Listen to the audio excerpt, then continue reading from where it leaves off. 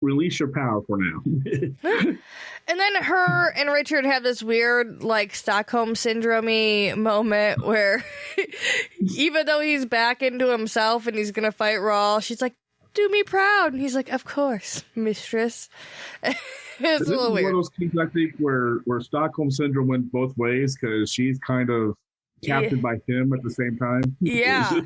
It was a weird moment where they both were like, got you, fam. Yeah. As soon as she leaves, Richard is immediately like, you should just kill me. Just kill me. Yeah, you're not getting what you want out of me. What's the old one's name? Why don't you rip open my guts and find out? It's written in there. Yeah. Right.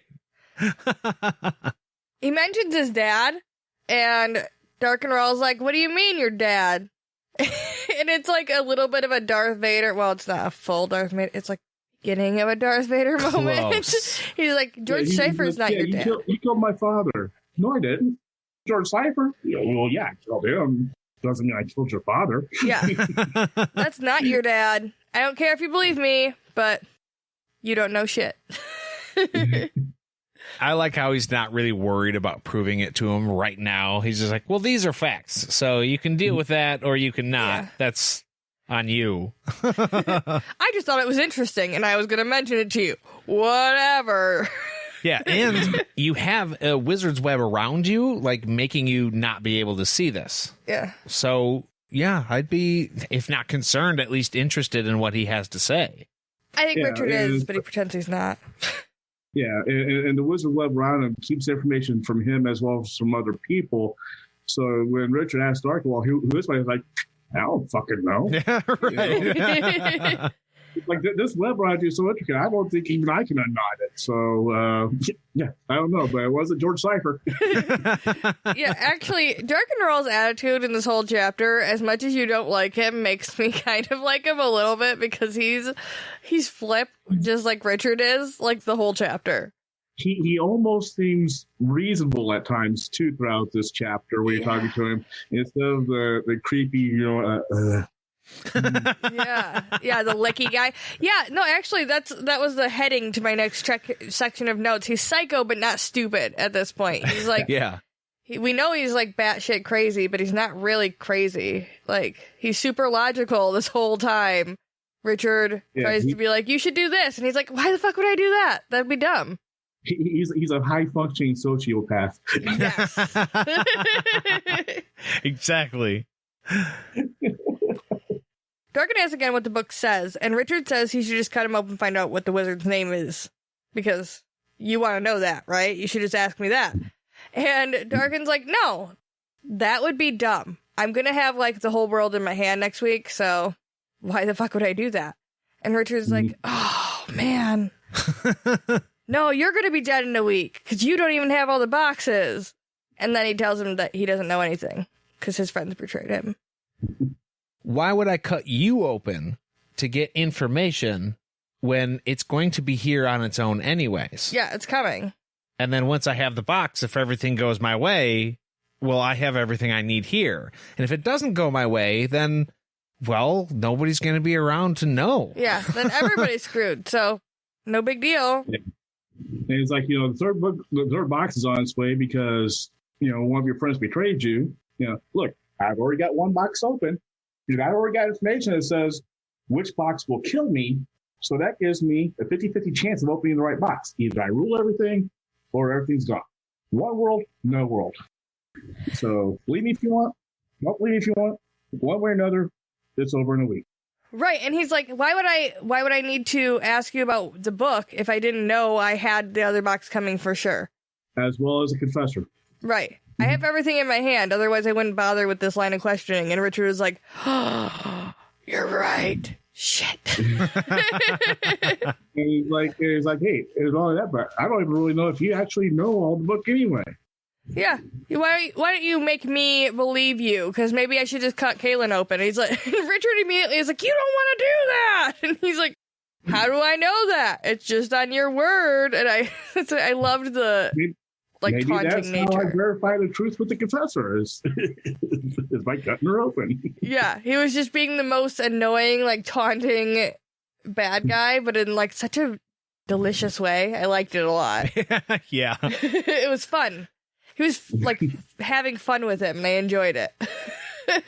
It was a less heavy moment between your protagonist and your antagonist for sure. Yeah. They're toying each other, and I kind of like to think that they're figuring each other out right now because they've never been this close, and they're like, okay, how sharp are you? And very, as it turns out, very. Yeah.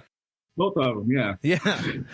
Especially when he has him take the covering off of the second box. Yeah. And third paragraph on this page, and let me crack an egg. Yeah. Right. He makes it sound so complicated. I got like halfway through. We're listening to it. And I look over at Jade and she's like, he does this on purpose. You're not supposed to understand any of this part. It's just supposed to sound hard, which it does. He depends on you to become lazy and not want to try and think it out because it's so complicated. Yeah, not only that, but tell us what, it's like, okay, we don't know exactly what the covering looks like. But okay, so there's a blue jewel here, and there's a yellow jewel there, and there's a clear. You put your right foot in. Hokey pokey. Well, I may not know how to open a box of Orden, but there's one thing that I do know how to open. What's that, Nate? The best goddamn transition you've ever heard. Yeah, it's time for the beer break. So tonight, Jade and I are drinking Cakewalk Vanilla Cream Ale from Right Brain Brewing. When life is going smoothly, you call it a cakewalk. When we brew a light, easy-drinking cream ale with real Madagascar vanilla beans, we also call it a cakewalk. Cool. The floral aroma complements the addition of corn in our malt bill to yield a pleasing creamy mouthfeel, followed by a subtle sweet vanilla finish. That was a lot of technical talk for its smooth and it's sweet. And there's a cake on the front and someone's walking on it. Yes, they're literally walking on top of the cake. There was a Batman episode where he did that. Well, actually, he was sinking in the cake. But that's another podcast for another day. Yes, stay on topic, please. It was a joke. And don't get to heart. All right, well, we're going to get a refill, and we will be back right after this.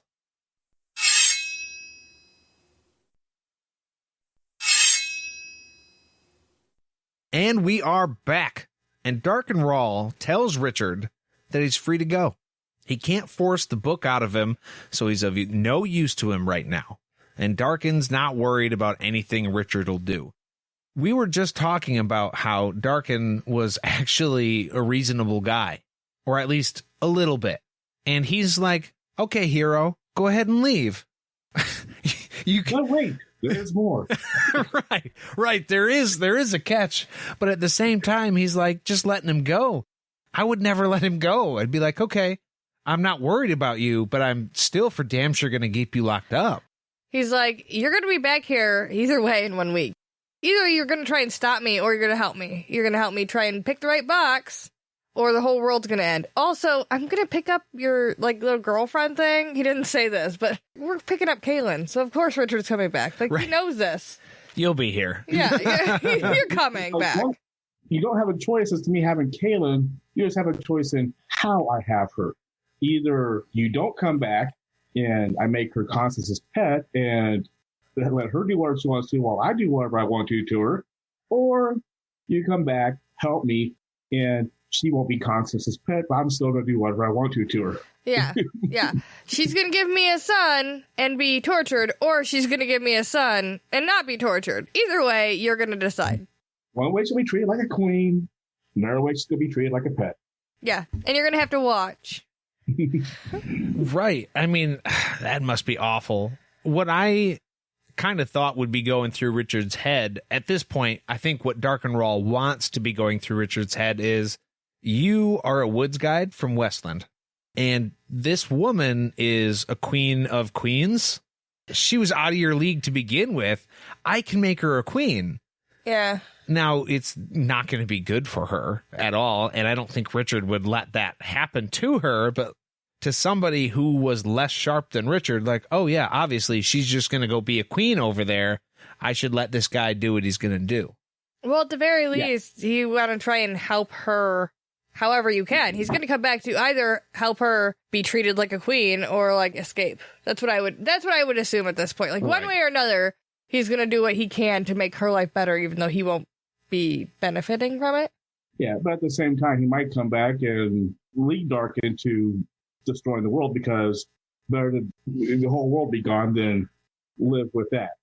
So that's option 3 that Darken doesn't think about. Yeah. It could be better just to end it all. Just nuke the whole world. Like an Etch-a-Sketch. It just never happened. Yeah.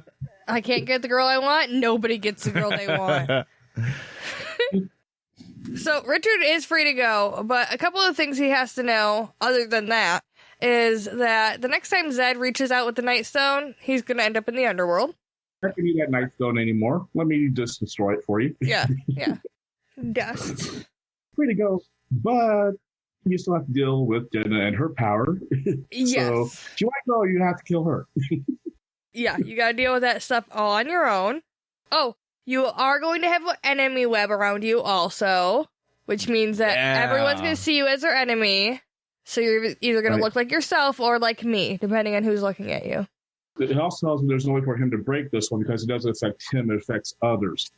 Because one thing we didn't mention a minute ago is that as Richard was starting to walk away, Darken cast a web around him to stop him from moving so that he can reach in and grab the Nightstone. And Richard was able to break that by focusing on an image, a square with the dark, with the dark square in it. He's able to break that web. And he's like, okay, so you can break a simple web, but this other web we're casting right now, this enemy web, you can't break it because it doesn't affect you. It only affects everybody else. It was also interesting that because he broke that web, Darken was like, you know what? It's going to be super cool after I win the world.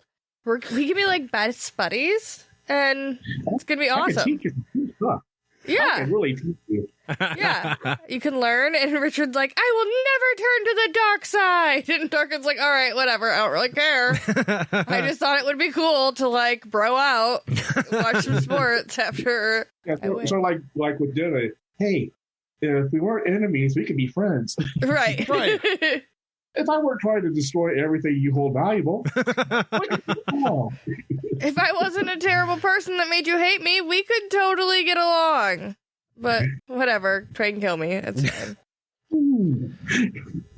So, in order to kill Denna, Darken basically gives Richard the tools he needs to kill her. He's like, oh, you just gotta use your magic. You've had the power all along.